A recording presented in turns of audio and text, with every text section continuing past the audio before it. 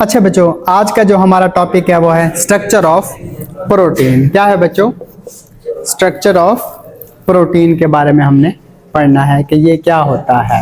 ठीक है, अब जाहिर सी बात है, कल हमने पढ़ा था कि हमारी पूरी बॉडी में तकरीबन हर जगह पे प्रोटीन क्या है पाई जाती है। ठीक है, तो इसलिए अब हमें इसके स्ट्रक्चर के बारे में भी पता होना चाहिए। देखो ना, बाल में भी प्रोटीन है, लेकिन बाल एक डिफरेंट स्ट्रक्चर रखता है। ठीक है, आपके फॉर एग्जाम्पल स्किन पे भी क्या है, प्रोटीन है, वो एक क्या रखता है, डिफरेंट स्ट्रक्चर। हीमोग्लोबिन भी क्या है, प्रोटीन है, वो एक डिफरेंट स्ट्रक्चर रखता है। एंजाइम हमने पढ़े थे, वो किससे मिलकर बने होते हैं, प्रोटीन से। वो क्या रखते हैं, डिफरेंट स्ट्रक्चर रखते हैं। तो इनके बारे में आज हमने क्या करना है बच्चों, डिस्कस करना है। ठीक है, वो कहता है कि अब इसकी जो बच्चों क्या कहते हैं कि जो स्ट्रक्चर है ना, वो डिपेंड किसके ऊपर करता है, specific number of amino acid पे। ठीक है, और different kind of protein have different shape, और उनका पर्टिकुलर जो फंक्शन होता है वो मैंने अभी आपको बता दिया। अब देखो ना, हीमोग्लोबिन है, प्रोटीन से मिलकर बना, उसका काम क्या है, ऑक्सीजन को कैरी करना। ऐसा ही है ना। ठीक है, हमारे लंग से ऑक्सीजन को टिश्यूज की तरफ लेके जाता है और वहां से कार्बन डाइऑक्साइड को वापस लेके आता है। इसी तरह स्किन भी प्रोटीन के से बनी हुई है। ठीक है, और इस तरह एंजाइम है, एंजाइम का क्या काम है, तोड़ फोड़ करना, वो भी किससे मिलकर बने हुए हैं, प्रोटीन से। अब ये फर्क कैसे आएगा, एक तो नंबर ऑफ जो अमाइनो एसिड है उसकी वजह से स्ट्रक्चर क्या हो जाएगा, चेंज हो जाएगा, डिफरेंट हो जाएगा। ठीक है, दूसरा वो स्ट्रक्चर किस तरह से अरेंज हुआ है।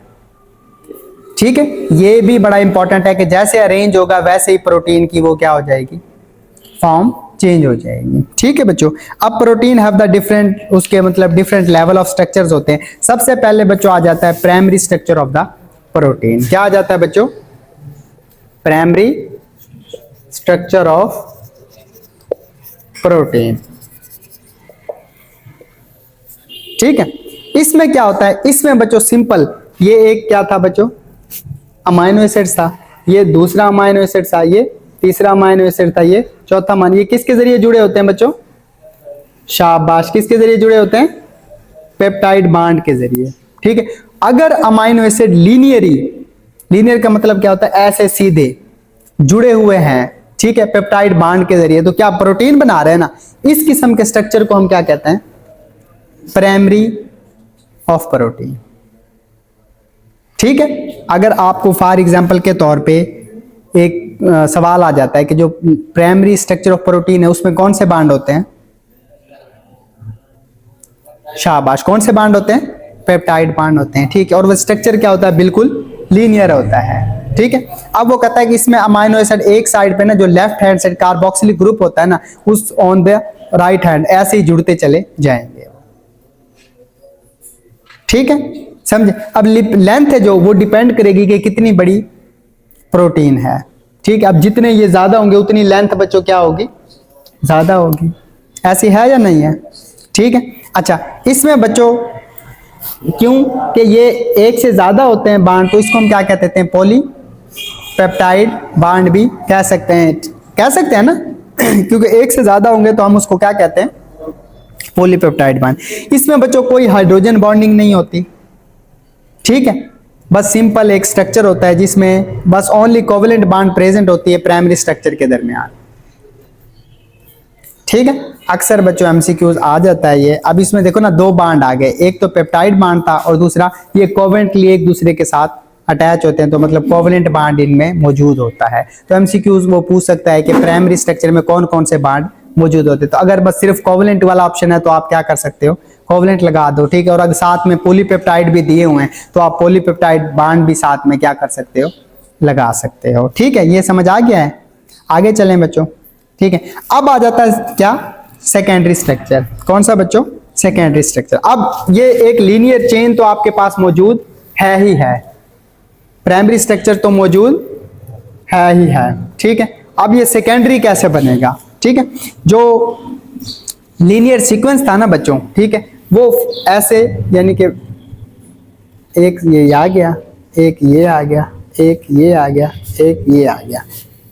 तस्वीर नहीं होती जिस तरह आपने देखिए ना, उसके यानी कि दाने एक चेन होती है, अगर उसको हम ऐसे खेच दें तो दोनों क्या हो जाते हैं, वो इकट्ठे हो जाते हैं ना। ठीक है, तो अब ये देखो, ये दोनों क्या होना शुरू हो गए, इकट्ठे होना शुरू हो गए। ठीक है, इसमें क्या होता है कि ये एक दूसरे के करीब पाए जाते हैं। ठीक है, इसको हम क्या कहते थे, सेकेंडरी स्ट्रक्चर ऑफ पॉलीपेप्टाइड कह रहे होते हैं। ठीक है, समझ आ रही है। सेकेंडरी बस यहां तक दिया हुआ है। अब बच्चों आ जाता है टर्शरी स्ट्रक्चर। क्या आ जाता है? टर्शरी स्ट्रक्चर इसका आ जाता है। अब यहां तक हमारे पास फॉर एग्जांपल के तौर पे मौजूद थी ये, ठीक है, टर्शरी स्ट्रक्चर आ गया, ठीक है। अब इसमें क्या होगा, टर्शरी जो structure protein it's lies all over the 3 dimension. यहाँ पे प्रोटीन क्या बनाना शुरू कर देगी? 3 डायमेंशनल बनाना शुरू कर देगी, ठीक। अब वो कैसे होगा? एक तो ये थी, इसके ऊपर भी इस तरह से एक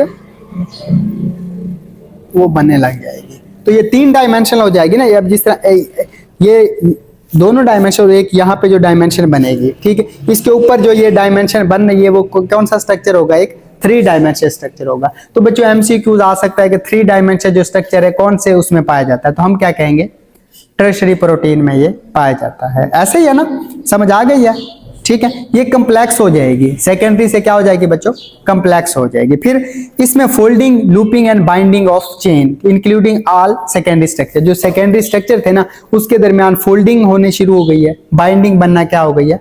शुरू हो गई है, ठीक है। तो फाइनल शेप इसकी ग्लोब्यूल या इरेगुलर शेप होगी जो इंटायरली डिटरमाइन करेगी इंटरमॉलिक्यूलर फोर्सेस और जो बांड होंगे पॉलीपेप्टाइड चेन के, इसलिए ये कम्प्लेक्स स्ट्रक्चर कहलाता है।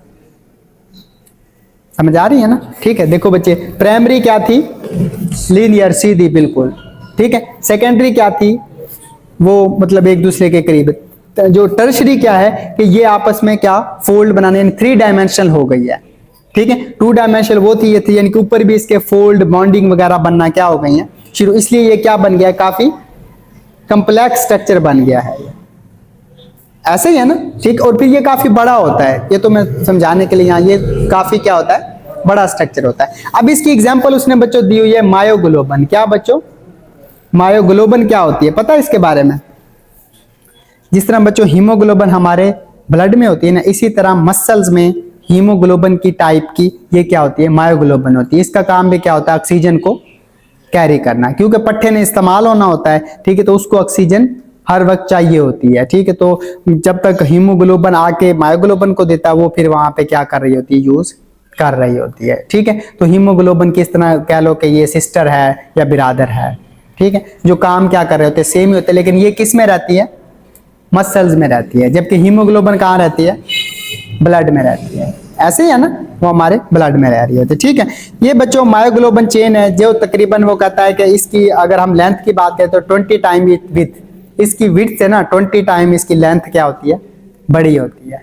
ऐसे ही है, ठीक है। ये समझो विड्थ है, मोटाई है, और ये इसकी क्या है? लेंथ है। तो ये 20 टाइम यानी कि मायोग्लोबन इसकी विड्थ से क्या होता है? बड़ा होता है, ठीक है। यहां तक समझ आई है? टर्शरी तक कोई मसला तो नहीं है, समझ आ गई है ना, ठीक है। इसमें ये फोल्डिंग, लूपिंग और बाइंडिंग बस ऐड हो रही है। जो सेकेंडरी स्ट्रक्चर था ना उसमें ये चीजें क्या हो रही हैं? ऐड हो रही हैं, ठीक है। अब बच्चों आ जाता है क्वार्टररी स्ट्रक्चर। क्या बच्चों? ठीक है, क्वार्टररी स्ट्रक्चर आ जाता है ये, ठीक है।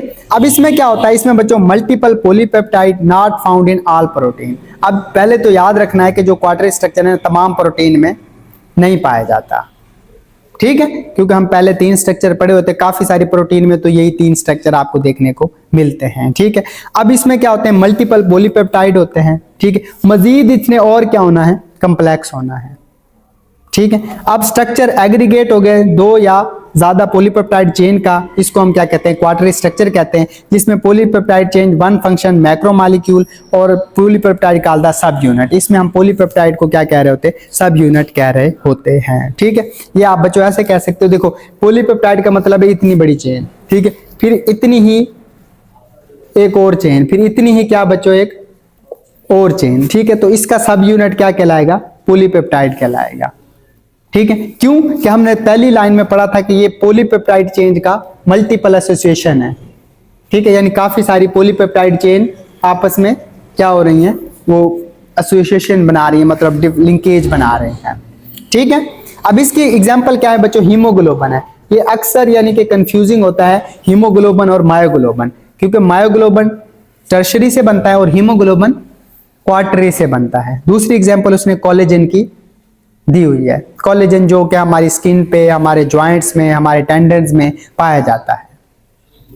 ठीक है, तो अब याद रखना कि मायोग्लोबिन का कौन सा स्ट्रक्चर से बनता है, टर्शरी से, और हीमोग्लोबिन कौन सा स्ट्रक्चर से बनता है, क्वार्टरी से बन रहा होता है, और कोलेजन भी इसकी क्या है बच्चों, एग्जाम्पल है। ठीक है, ये समझ आ गए हैं, प्राइमरी, सेकेंडरी, टर्शरी और क्वार्टरी स्ट्रक्चर। ठीक है, प्राइमरी और सेकेंडरी की एग्जाम्पल यहाँ पे नहीं दी, ठीक है, जबकि टर्शरी और क्वार्टरी की दी हुई है। टर्शरी की क्या है, मायोग्लोबिन, और इसकी क्या है, हीमोग्लोबिन। ठीक है, और कोलेजन भी बच्चों आप क्या कर सकते हो, इसमें ऐड कर सकते हो।